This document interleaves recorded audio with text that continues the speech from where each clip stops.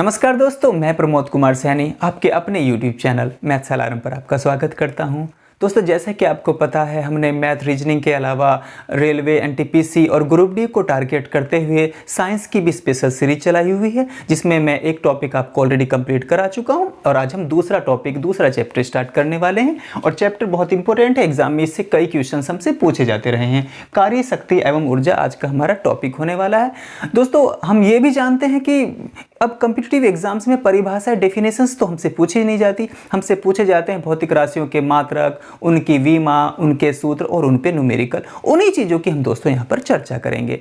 तो NTPC, group D और SSC के लिए तो ये वीडियो साइंस की इंपॉर्टेंट होने वाली है। साथ साथ दोस्तों, जैसे कि यूपी में जूनियर एडेड स्कूलों में भी हमें साइंस के लिए अलग ग्रुप में साइंस और विज्ञान की जरूरत, मैथमेटिक्स की जरूरत पड़ेगी। तो विज्ञान के कई क्वेश्चन जो हमसे पूछे जाएंगे वो न्यूमेरिकली बेस्ड होंगे, तो वो भी यहाँ पर फ़ायदा उठा सकते हैं इन वीडियोस को देखकर। स्पेशली साइंस में जो भी चीज़ें रसायन विज्ञान, बायोलॉजी होगी, हम सब डिस्कस करेंगे। सबसे पहले हम फिजिक्स को यहाँ पर कंप्लीट किए लेते हैं। तो चलिए शुरू करते हैं। जैसे कि न्यूमेरिकल टाइप क्वेश्चन लिखे हैं, लेकिन इन न्यूमेरिकल को तो हम सीरीज करेंगे। न्यूमेरिकल बहुत सारे डिस्कस करने, इस चैप्टर में जितने भी न्यूमेरिकल एनटीपीसी ने अब तक पूछे हैं हम सब डिस्कस करेंगे। लेकिन दोस्तों, उससे पहले हमें कुछ जानना जरूरी है कि इनके लिए फार्मूले क्या हैं, कब उनको अप्लाई करना है और क्या क्या चीज़ें। कभी कभी डायरेक्ट इनके फार्मूले भी हमसे पूछे जाते हैं। 2018 के एनटीपीसी एग्जाम में वो मैंने स्वयं दिया था, उसमें पूछ लिया था गतिज ऊर्जा का फार्मूला बताइएगा। तो डायरेक्ट भी कभी कभी ये पूछे जाते हैं। पहले 2 मिनट इस पर चर्चा करते हैं, फिर हम इन न्यूमेरिकल्स को 1 बाय 1 करेंगे। तो जैसे कि हम जानते हैं भाई, कार्य बराबर बल गुना विस्थापन होता है। ठीक, बल गुना विस्थापन कार्य के बारे में जानते हैं। ये एक अदिश राशि है, तो कार्य बराबर बल गुना विस्थापन। इसके ऊपर वेक्टर लगा है। ये क्या है दोस्तों? एक अदिश राशि है, जूल इसका मात्रक है, और एफ एस कॉस थीटा भी इसको कह सकते हैं। ये थीटा क्या है कि एक झुकाव है, कोण है, क्षैतिज से किसी डायरेक्शन में अगर बल को लगाया जाए दोस्तों, विस्थापन किसी क्षैतिज ना होकर ऊर्ध्वाधर किसी अन्य दिशा में हो क्षैतिज से, तो वो कोण है थीटा। इसके अलावा एक क्वेश्चन ये भी बनता है हमसे कि 1 जूल में कितने अर्घ? ऑप्शन होंगे 10 की घात 5, 10 की घात 7, 10 की घात 9, 10 की घात 2। तो 10 की घात 7 अर्घ, 1 जूल बराबर 10 की घात 7 अर्घ। ये भी मुझे लगा कि इंपॉर्टेंट है, आपको इसे डिस्कस करना चाहिए, इसलिए मैंने लिखा। आइंस्टीन की दोस्तों ये समीकरण भी हमसे पूछे जा सकती है कि आइंस्टीन की समीकरण क्या है भाई? आइंस्टीन के वेग की समीकरण क्या है? तो E बराबर mc², जहाँ E क्या है? पदार्थ में संरक्षित द्रव्य ऊर्जा, और m क्या है? पदार्थ का द्रव्यमान, c क्या है? प्रकाश का वेग। ठीक, इस पे न्यूमेरिकल आएगा, न्यूमेरिकल भी डिस्कस करेंगे। इसके अलावा दोस्तों, काइनेटिक एनर्जी का फार्मूला हमसे पूछा जाएगा। इस पर न्यूमेरिकल बहुत इंपॉर्टेंट हमसे जो डिस्कस करने हैं। तो भाई, काइनेटिक एनर्जी का फार्मूला भी क्या है? 1/2 mv², जहाँ क्या है? ये कण या पिंड का द्रव्यमान है और v क्या है? उसका वेग है। ये दोनों हमें दी होंगी, इस फार्मूले में रखेंगे तो इस पिंड का, इस कण का हमें गतिज ऊर्जा प्राप्त हो जाएगी। इसके अलावा संवेग बराबर द्रव्यमान गुना वेग होता है। संवेग को हम p से रिप्रेजेंट करते हैं और p बराबर mv। इसका भी डायरेक्टली हमसे न्यूमेरिकल पूछा गया है। हाल ही के एनटीपीसी एग्जाम प्रीलिम्स जो चल रहे हैं उसमें पूछा गया है इवन। ठीक है, तो सब चर्चा करेंगे 1 बाय 1 करके। इसके अलावा दोस्तों, काइनेटिक एनर्जी का फार्मूला, गतिज ऊर्जा का फार्मूला संवेग और द्रव्यमान के पदों में भी पूछा जा सकता है। तो p² बराबर p²/2m। ये आता कैसे, एक बार इस पे भी बात कर लेते हैं। दोस्तों, गतिज ऊर्जा का फार्मूला 1/2 mv² होता है। यदि मैं एक m से ऊपर गुना करूं और एक m से नीचे गुना करूं तो k बराबर हो जाएगा 1/2 mv। एक m ये रहा, एक m ये रहा, v², यानी कि mv का होल स्क्वायर, और बटे में कौन है? एक m ये रहा। इट मीन्स दोस्तों, क्या देख रहे हैं हम कि 1/2, ये mv क्या है? संवेग है। mv संवेग, यहां से देखिए p बराबर mv। संवेग होता है द्रव्यमान गुना वेग, तो हम mv की जगह p रख सकते हैं। तो संवेग का वर्ग बटे m। तो यहाँ से देखिएगा, काइनेटिक एनर्जी यानी गतिज ऊर्जा बराबर 1/2 p²/m फार्मूला बन के तैयार हो गया। अब इस पे न्यूमेरिकल आएंगे तो वो भी करेंगे हम। स्थितिज ऊर्जा बराबर होता है पोटेंशियल एनर्जी, U बराबर होता है mgh, यानी किसी पिंड का द्रव्यमान दिया होगा। ठीक है, और गतिज, ये हमें पता है, ये गुरुत्व त्वरण है, जी का मान है। ये जी का मान हमें पता रहता है 9.8, या वो जरूरत के हिसाब से इसको 10 भी रख सकते हैं, मीटर प्रति सेकंड स्क्वायर। और एच ऊंचाई जरूर देगा, वो हमें गहराई देगा।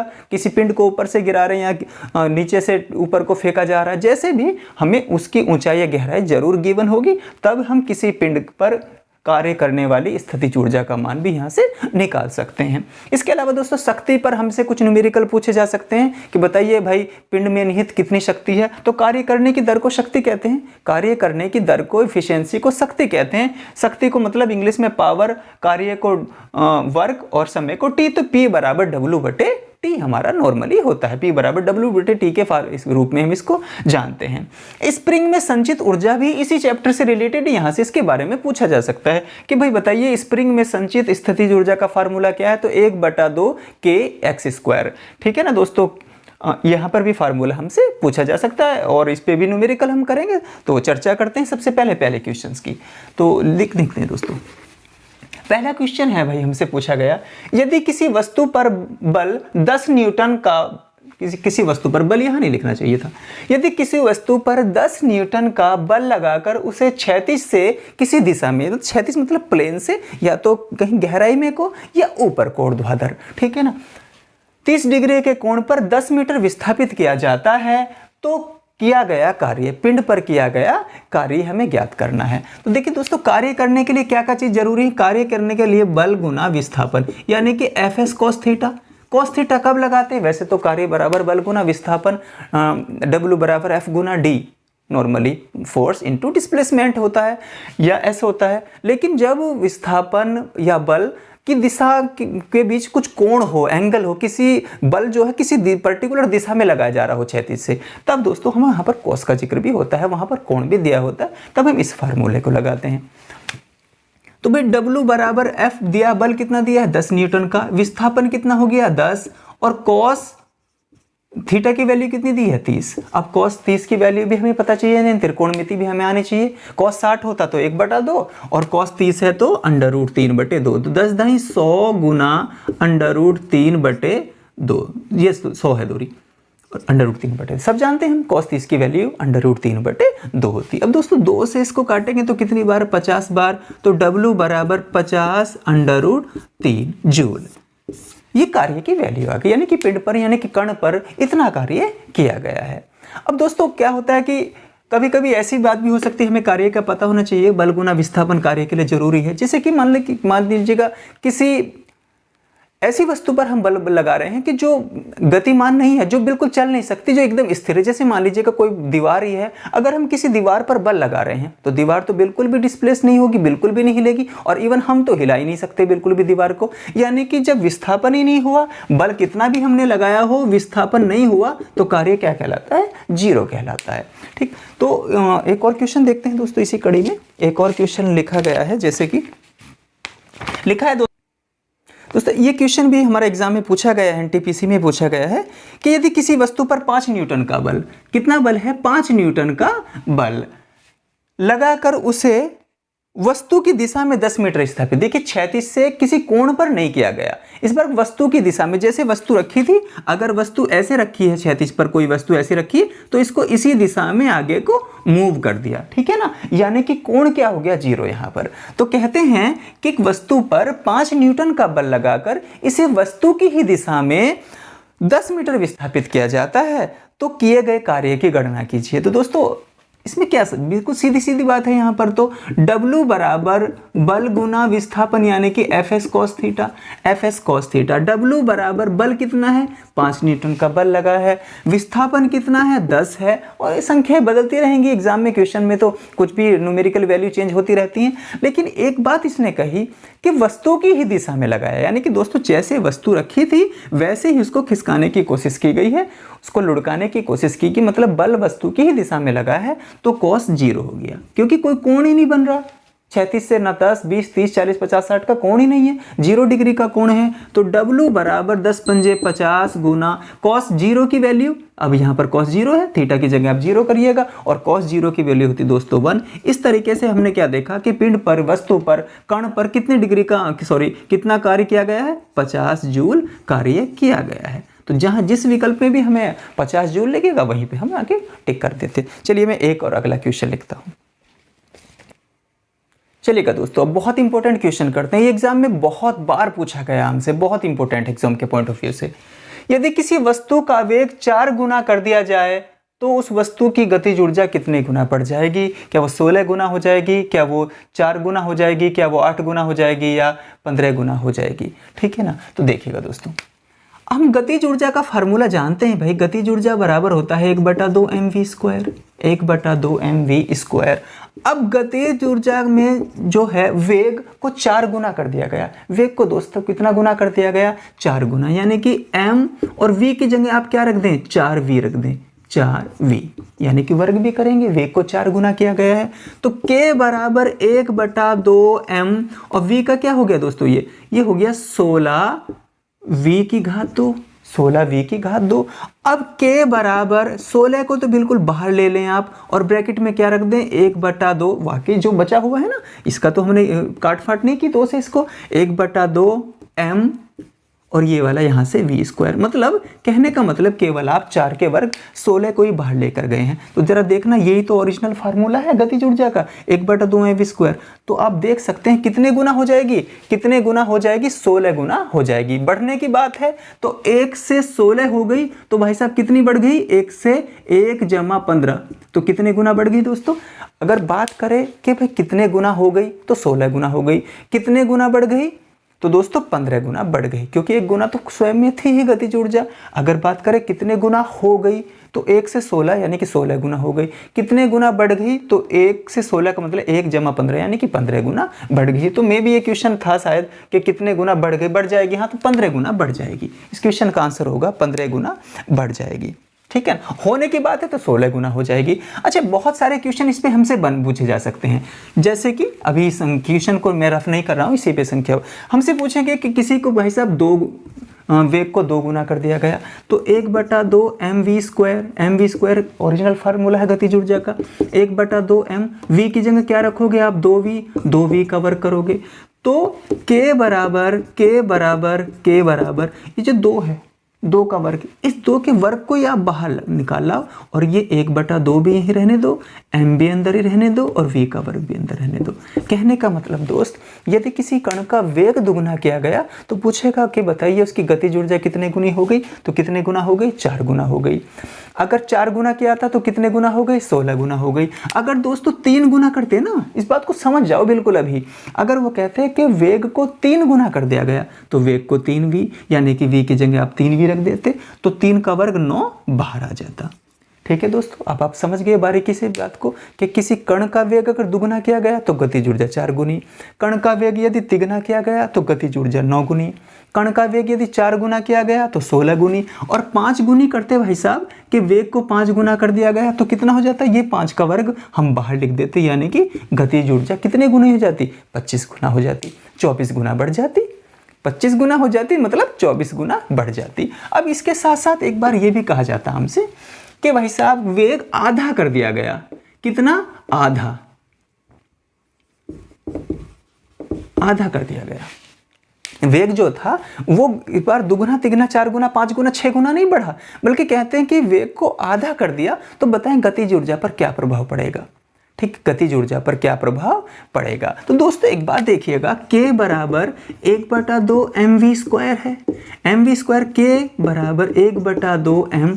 अब v को आधा करा है दोस्तों, तो यानी कि v के बटे में 2 रखोगे, v को आप भी आधा कर दोगे, v को आप भी आधा कर दोगे, तो k बराबर 1/2 m गुना वर्ग खोल दीजिएगा v²/4, v²/4 है, तो k बराबर, अब ये 1/4 बिल्कुल बाहर ले लें आप, एक तो ऊपर रहता ही है, ये 4 भी ले आए। यहाँ से क्या बचेगा? 1/2, यहाँ से क्या बचेगा? m, यहाँ से क्या बचेगा? v²। तो देखना 1/2 mv², ये तो गतिज ऊर्जा का असली फार्मूला है, यानी कि अगर वेग को आधा किया गया है ना, तो गतिज ऊर्जा 1/4 हो जाएगी। कितनी हो जाएगी? 1/4, 1/4।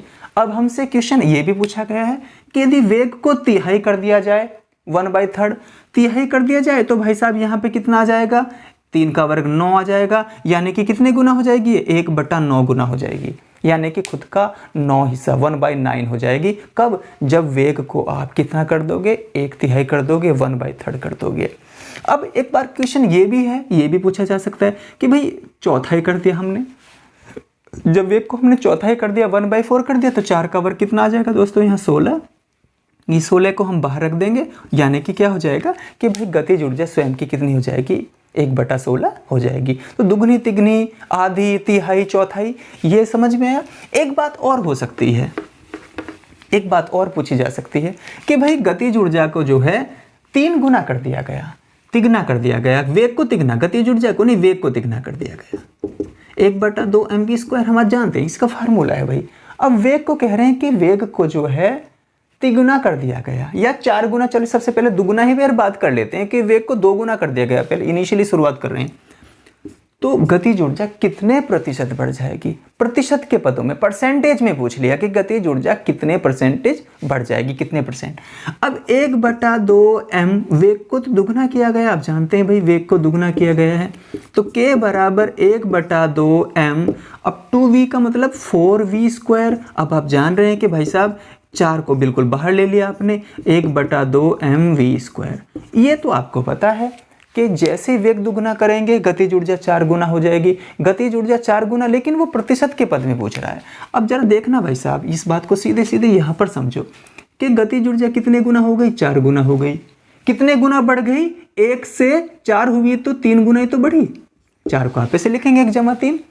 क्वेश्चन यही तो प्रॉब्लम क्रिएट करेगा कि गतिज ऊर्जा कितने गुना हो गई? तो 4 गुना हो गई। गतिज ऊर्जा कितने गुना बढ़ गई? तो 1 से 4 गुना हो गई, इसका मतलब 1 गुना तो पहले से ही थी, 3 गुना बढ़ गई। एक बात। दूसरी बात, तीसरी बात, कितने प्रतिशत बढ़ गई? तो भाई साहब बढ़ने का मतलब कितनी थी? पहले 1 थी, अब 1 से कितनी बढ़ गई? 3 बढ़ गई, तभी तो 4 हो गई। जब कोई चीज़ 1 से 4 हो गई तो इसका मतलब वो कितनी बढ़ी? 3 बढ़ी। 3 का इंक्रीजमेंट है, 3 बढ़ी। अब यानी कि 3 ऊपर और 1 से बढ़ी है तो 1 नीचे। प्रतिशत के पदों में लाना है तो 100 से गुना करेंगे, यानी कि कितने? 300% बढ़ गई भाई साहब। कितनी बढ़ गई? 300%। अगर वो कहता कि तिगनी की गई है, तिगनी की गई, तो बताएं कितने प्रतिशत बढ़ी है? तो 3 का मतलब यहाँ कितना आ जाएगा भाई साहब? 9। यहाँ 9 आ जाएगा। तो गतिज ऊर्जा कितनी हो गई? स्वयं की 9 गुना हो गई। कितनी हो गई? 9 गुना हो गई। कितनी बढ़ गई? 8 गुना बढ़ गई, क्योंकि 1 से 9 हुई है तो 1 + 8 यानी कि 8 गुना बढ़ी है। 9 गुना हुई है, 8 गुना बढ़ी है, और कितना? 8 ऊपर रख ले, 1 पर 8 बढ़ गई, गुना 100 यानी कि 800%। तो भाई साहब गतिज ऊर्जा का वेग पर क्या इम्पैक्ट पड़ता है? ठीक, ये आपने देख लिया किस किस तरीके से वो बढ़ती है, आधी हो सकती है, दुगनी तिगनी 4 गुनी, प्रतिशत के पद में। मैं समझता जितने भी क्वेश्चन यहाँ से पूछे गए ना, मैंने आपके साथ डिस्कस कर लिए।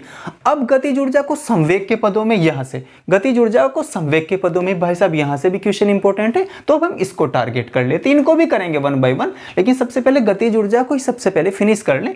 अब संवेग के पदों से, संवेग भी दुगना होगा, तिगना होगा, 4 गुना होगा, तो गतिज ऊर्जा पर क्या इंपैक्ट पड़ेगा, क्या प्रभाव पड़ेगा, उसको लेकर मैं क्वेश्चन लिखता हूँ, फिर कई तरीके से उसको भी सॉल्व करेंगे। चलिए मैं लिख देता हूं। चलिए दोस्तों, गतिज ऊर्जा के 2 क्वेश्चन और देखते हैं, तीसरा और चौथा। लेकिन सबसे पहले हम 4th क्वेश्चन को कर लेते हैं। एकदम फार्मूले पर सीधा सीधा बेस्ड है। कैसे कि 1-2 न्यूटन संवेग वाले 3 किलोग्राम द्रव्यमान के पिंड की गतिज ऊर्जा क्या होगी? गतिज ऊर्जा पूछी है, वहां पर हमें संवेग की वैल्यू दी है और द्रव्यमान m की वैल्यू दी है। तो हम जानते हैं ना गतिज ऊर्जा के फार्मूले को, काइनेटिक एनर्जी के ke लिख दो या k लिख दो डायरेक्ट। क्या होता है कि 1/2 mv² तो लगाओ मत, क्योंकि वेग नहीं दिया। तो आप कौन सा फार्मूला लगाओगे? सीधा सीधा संवेग का वर्ग बटे 2m, यानी कि ये वाला फार्मूला। अब भाई साहब k बराबर संवेग तो दिया है ना, इस बार संवेग दिया है हमें 2 न्यूटन, यानी कि 2 का वर्ग करेंगे कितना हम? 4 के बटे में 2, और पिंड कितने किलोग्राम का है? 3 किलोग्राम का, यानी कि m की वैल्यू 3 रख दी हमने। 2 से काटेगा दोस्तों, 2 दूनी 4, यानी कि k बराबर कितना आया? 2/3 जूल। ये हमारे काइनेटिक एनर्जी आ गई, गतिज ऊर्जा आ गई। अब सबसे पहले हम विस्तार से क्वेश्चन नंबर 3 को कर लेते हैं। दिया है दोस्तों, यदि किसी कण का रैखिक संवेग 2 गुना कर दिया जाए तो इसकी गतिज ऊर्जा पर क्या प्रभाव पड़ेगा? ये बहुत इंपॉर्टेंट क्वेश्चन है। ये ग्रुप डी में लास्ट टाइम 2018 में कई शिफ्ट में पूछा गया। एनटीपीसी के एग्जाम में, मेंस में, प्री में भी कई बार पूछा गया, और अभी भी पूछा जा रहा है। और आने वाले समय में जब हम एनटीपीसी का मेंस दे रहे होंगे, ग्रुप डी दे रहे होंगे दोस्तों, मेंस का लेवल थोड़ा सा टफ बनकर आएगा, वो प्रीलिम से ऊपर रहेगा, वहां पर न्यूमेरिकल जरूर तैयार करके जाना होगा हमें। ठीक, इसके अलावा एसएससी और अन्य एग्जाम में जहाँ जहाँ साइंस, जहाँ जहाँ फिजिक्स को पूछा जा रहा है, हमारी ये वीडियोस आपके लिए बहुत किफ़ायती होंगी दोस्तों। हमसे जुड़े रहिएगा, चैनल को जरूर सब्सक्राइब कर लीजिएगा, अपने दोस्तों में भी इसको जरूर शेयर करो ताकि वो भी यहाँ से फ़ायदा उठा सकें। तो देखो दोस्तों, किसी कण के रैखिक संवेग को 2 गुना कर दिया गया। अरे भाई, गतिज ऊर्जा का फार्मूला होता है p²/2m। अब संवेग को 2 गुना कर दिया गया। संवेग को 2 गुना करने का मतलब p की जगह 2p कर दिया गया बस। अब 2p का वर्ग बटे m, 2m। तो कह रहे हैं कि बताओ गतिज ऊर्जा पर क्या प्रभाव पड़ेगा। अरे भाई, फिर से वही होगा, 2 का वर्ग क्या होगा, 4। 2 का वर्ग 4, वो 4 बाहर आ जाएगा और अंदर क्या बचेगा, ये p² और बटे में ये 2m। यानी कि ये तो संवेग का ओरिजिनल फार्मूला है। कहने का मतलब जैसे दोस्तों संवेग 2 गुना किया जाएगा, गतिज ऊर्जा कितने गुना हो जाएगी, 4 गुना हो जाएगी। गतिज ऊर्जा 4 गुना हो जाएगी। अब क्वेश्चन को कहेगा कि भैया 3 गुना, ये तो गुना ही है, इस बार कहेगा 3 गुना कर दिया गया। 3 गुना करेंगे, यदि संवेग को 3 गुना कर दिया गया तो गतिज ऊर्जा पर क्या प्रभाव पड़ेगा। तो भाई साहब फिर से वही सवाल, ठीक है, 2 की जगह आप क्या 3 गुना कर दिया, 3p। अब वर्ग करेंगे तो 3 का वर्ग 9 बाहर आ जाएगा। यानी कि संवेग गतिज ऊर्जा क्या हो जाएगी, गतिज ऊर्जा कितने गुना हो जाएगी, 9 गुना हो जाएगी। गतिज ऊर्जा स्वयं की 9, देखिए ये गतिज ऊर्जा का संवेग के पदों में ओरिजिनल फार्मूला है ये। अब ये 9 गुना हो गई। 9 गुना हो गई तो कितने गुना बढ़ गई, 8 गुना बढ़ गई, 800% बढ़ गई, पिछले क्वेश्चन की तरह ही। तो यहाँ पर भी हमसे कई बार क्वेश्चंस को पूछा जाता है। चलिए 3 के अलावा 4-5 तक तो जरूर ट्राई करें आप। अगर हम 4 गुना बढ़ेंगे तो कितने गुना बढ़ जाएगी भाई साहब, 16 गुना हो जाएगी और 15 गुना बढ़ जाएगी, 1500% बढ़ जाएगी। ये क्वेश्चन भी बहुत है, कई बार पूछा गया 4 को लेकर, तो कि भाई किसी कण का जो संवेग है वो 4 गुना कर दिया जाता है, संवेग 4 गुना कर दिया जाता है, तो बताइए गतिज ऊर्जा कितने गुना बढ़ जाएगी। ऑप्शन रहेंगे 15 गुना, 16 गुना, 20 गुना, 18 गुना। तो 15 गुना तो बढ़ जाएगी। जब 16 गुना हो गई तो इसका मतलब 1 से 16 गुना कोई चीज़ हो गई तो 15 गुना बढ़ गई। ठीक, अब यहाँ से अलावा एक बात और समझिएगा, ये तो 4 गुना बढ़ी थी, अगर वो कहता आधी हो गई, संवेग आधा कर दिया जाता है, आधा कर दिया जाता है। आधा करने का मतलब दोस्तों क्या है, इस p की जगह आप क्या लिख दोगे, p/2। p की जगह आप लिख दोगे p/2 का वर्ग और बटे में 2m तो पहले से ही है, 2m पहले से ही। यानी कि तुम्हारा नया आगे से बन के एक फार्मूला कैसे हुआ ये कि भाई p²/4 और पूरे के बटे में क्या है, 2m। यानी कि गतिज ऊर्जा का फार्मूला क्या 1/4 आप बाहर नहीं ले सकते, ये वाला 1/4, एक तो सबके गुना में रहता है, 1/4 आप ब्रैकेट से बाहर ले लें और अंदर क्या लिख दें, p²/2m। यानी कि ये क्या है, ये क्या है भाई साहब, संवेग का के पदों में गतिज ऊर्जा का ओरिजिनल फार्मूला है। तो कहने का मतलब यदि संवेग को आधा किया जाए तो गतिज ऊर्जा 1/4, संवेग को तिहाई किया जाए तो यहाँ कितना हो जाएगा, 9 हो जाएगा। यानी कि गतिज ऊर्जा 1/9 गुनी हो जाएगी, 1/9 गुनी हो जाएगी। चौथाई किया जाए दोस्तों, यहाँ पर 4 लिखेंगे तो यहाँ पर कितना आ जाएगा, बटे में 16, यानी कि कितना हो जाएगी, 1/16 गुना हो जाएगी, 1/16 गुना हो जाएगी। तो क्या इस प्रकार के फार्मूले में कभी अटक जाएंगे आप, बिल्कुल नहीं अटकोगे दोस्तों। मैं तो समझता नहीं कि ऐसी कोई प्रॉब्लम अब बची है इन क्वेश्चनों को करने में। इसमें अगर डायरेक्टली एक द्रव्यमान दिया हो, वेग दिया हो, तो हम संवेग निकाल सकते हैं। ठीक, गतिज ऊर्जा संवेग के पदों में दी हो तो इसका इस्तेमाल करके हम निकाल सकते हैं। ये डायरेक्टली याद करना है। इस पर भी हमने चर्चा कर ली, इस पर भी हमने चर्चा की, यहाँ से भी हमने चर्चा दोस्तों। चलिएगा एक लिख लेते हैं, इस पर भी, यहाँ से हो गया, ये भी हो गया, ये भी हो गया। ठीक, तो 1 बाय 1 करते करते हम सब चीज़ों को जा रहे हैं। चलिए मैं अगला क्वेश्चन लिखता हूँ। चलिए दोस्तों 2 और अच्छे सवाल देखिएगा, 5th और 6th। इसमें कहा गया है 5वें क्वेश्चन में 10 किलोग्राम का एक पिंड जमीन से 10 मीटर की ऊंचाई पर है, इसमें स्थितिज ऊर्जा ज्ञात करें। यानी कि पिंड में संचित स्थितिज ऊर्जा का पोटेंशियल एनर्जी का मान हमसे पूछा है और सीधे सीधे दे दिया। कोई इसमें लाग लपेट वाला क्वेश्चन बिल्कुल है नहीं, सीधे सीधे क्वेश्चन है। टिपिकल क्वेश्चन में इसकी दूसरी क्लास में, दूसरी वीडियो में डिस्कस करूंगा दोस्तों। आज की क्लास मैंने बिल्कुल ऑर्डिनरी रखी है ताकि इसका बेस आपको बहुत अच्छे से क्लियर होता रहे। ये तो सीधा इसमें क्वेश्चन का भाई था कि स्थितिज ऊर्जा बराबर mgh। तो U बराबर m की वैल्यू कितनी दोस्तों, m की वैल्यू 10 किलोग्राम का पिंड है। m का मतलब द्रव्यमान मास, वो कितना है, 10 किलोग्राम का पिंड है। जी की वैल्यू 9.8 वो ब्रैकेट में दे के रखेगा, चूंकि सब 98 को रिलेटेड लेके हैं सब, तो हमने कितना रख लिया 9.1 मीटर प्रति सेकंड स्क्वायर। और एच की वैल्यू कितनी है 10 मीटर है। तो दोस्तों u बराबर हम क्या देख रहे हैं भाई, एक अंक बाद 0.10 से ये एक अंक बाद 10 दशमलव हट जाएगी, ये सीधी सीधे दशमलव यहाँ से उड़ जाएगी, क्या बचेगा 98 गुना 10 यानी कि 980 जूल। तो ये तो क्वेश्चन बिल्कुल सीधा था, लेकिन एग्जाम में आया हुआ क्वेश्चन है, ये भी बहुत इंपॉर्टेंट था हमारे लिए पॉइंट ऑफ व्यू से, ठीक है ना, पूछा जा सकता है भाई। अब आगे कहा है इस नेक्स्ट क्वेश्चन ने कि यदि किसी वस्तु की गतिज ऊर्जा में 44% की वृद्धि की जाए, मतलब गतिज ऊर्जा काइनेटिक एनर्जी इस बार 44% मूव कर गई, तो और द्रव्यमान स्थिर रहे। द्रव्यमान तो वास्तव में स्थिर ही रहता है, किसी भी पिंड और वस्तु का द्रव्यमान हमेशा कांस्टेंट रहता है, स्थिर रहता है, किसी का केवल भार में चेंज होता है, वो भी केवल जी की वजह से। जैसे आपने सुना होगा चंद्रमा पर जाने से किसी भी मनुष्य के वस्तु का जो भार है वो कितना रह जाता है 1/6 रह जाता है। कोई व्यक्ति यहाँ 60 किलो का है तो वह जाके केवल 10 ही किलो का बचेगा वो, लेकिन द्रव्यमान स्थिर रहता है, कांस्टेंट रहता है। तो द्रव्यमान तो यहाँ भी नहीं बदला, केवल वेग संवेग बदलते रहेंगे। तो कहते हैं कि भाई ऊर्जा जो गतिज ऊर्जा 44% बढ़ गई, तो बताओ संवेग में क्या हुआ होगा संवेग। तो दोस्तों गतिज ऊर्जा के फार्मूले में संवेग का क्या रोल है, p²/2m, यानी कि गतिज ऊर्जा पर संवेग के वर्ग का फर्क पड़ता है। इसका मतलब गतिज ऊर्जा बढ़ के 44% हुई है तो वेग 2 बार बढ़ा होगा।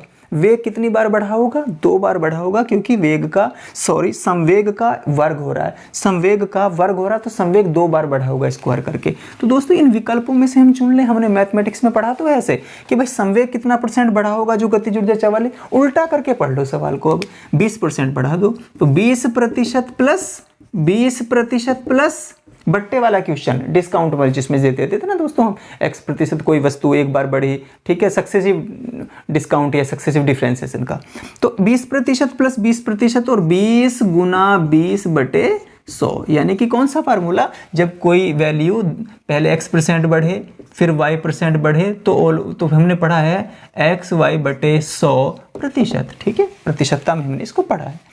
तो देखिए दोस्तों 2 0 से 2 0 कट गई, यहाँ पे प्रतिशतता का तो कितना होगा 20 और 20 40 और 2 दूनी 4, बोलो 44% बढ़ जाएगी कि नहीं गतिज ऊर्जा ऑटोमेटिक ही, ठीक। तो यहाँ से बिल्कुल शॉर्ट है इसका, नहीं तो आप पता नहीं क्या क्या घूमते फिरेंगे, इसमें बहुत सारा, इसमें अलग अलग फार्मूला सब ये लगाना पड़ेगा कि भाई यहाँ पर 2m की स्क्वायर यहाँ से गुना होगी, फिर अंडर रूट में आएंगी वैल्यू, बहुत बड़ा हो जाएगा क्वेश्चन। मैं विस्तार से करा सकता हूँ इसको, लेकिन वैसे ना करके आप ऐसे कीजिएगा कि यदि गतिज ऊर्जा एकाएक 44% बढ़ गई तो संवेग तो बढ़ा होगा ना, पहले संवेग बढ़ा होगा, तो संवेग 20% बढ़ा है और 20% वो 2 बार बढ़ा है ऐसे करके, तो तभी तो गतिज ऊर्जा 44% बढ़ी है।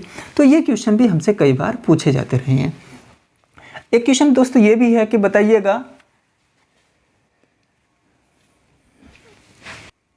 दोस्तों, एक क्वेश्चन हमसे पूछा गया, ये भी एग्जाम में आया हुआ क्वेश्चन है कि भाई एक पिंड का जो संवेग है वो 100% बढ़ जाता है, एक पिंड के संवेग को 100% बढ़ाया जाता है, तो बताइए गतिज ऊर्जा पर क्या प्रभाव पड़ेगा। तो गतिज ऊर्जा का फार्मूला क्या है, 1/2 p²/m, यानी कि p²/2m, यहाँ से आपने पढ़ा है इसको। तो दोस्तों आप समझ सकते हैं कि भाई गतिज ऊर्जा के बढ़ने में p का 2 बार रोल है, यानी कि p² संवेग का स्क्वायर हो रहा है। तो कहते हैं कि संवेग जो है 100% बढ़ा है, संवेग 100% बढ़ा है, तो बताइए गतिज ऊर्जा कितने % बढ़ जाएगी। ऑप्शन में था 400%, 200%, 300%, 500%, ये करके ऑप्शन थे।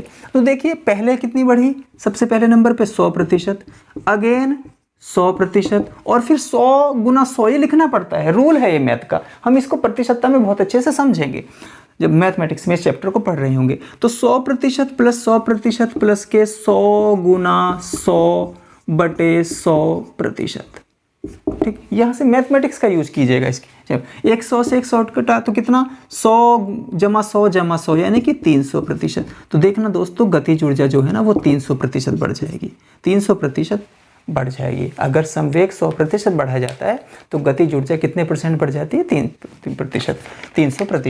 तो दोस्तों अभी भी कई सारे फार्मूले इसमें बचे हैं, उसको मैं, हालांकि ये बिल्कुल मैंने सामान्य क्वेश्चन आपके साथ डिस्कस किए, इसके अभी थोड़े से लेवल को बढ़ाते हुए कुछ टफ क्वेश्चन हम इसकी दूसरी क्लास में डिस्कस करेंगे। आज कार्य, शक्ति और ऊर्जा की पहली क्लास थी, इसमें ऑर्डिनरी रखा गया सब कुछ। अभी भी स्थितिज ऊर्जा, शक्ति और स्प्रिंग में संचित स्थितिज ऊर्जा पर भी हमें कई न्यूमेरिकल करने हैं। जब दो पिंड एक साथ टकराएंगे तो उसके बाद उनके संयुक्त रूप से उनकी क्या वेग होगा, ये और भी कई प्रकार के क्वेश्चन अभी चैप्टर में हमसे पूछे जाते रहे हैं, तो उनको दोस्तों हम दूसरी क्लास में डिस्कस करेंगे। आज की क्लास में बस इतना ही, आप यहाँ से अभ्यास करिएगा।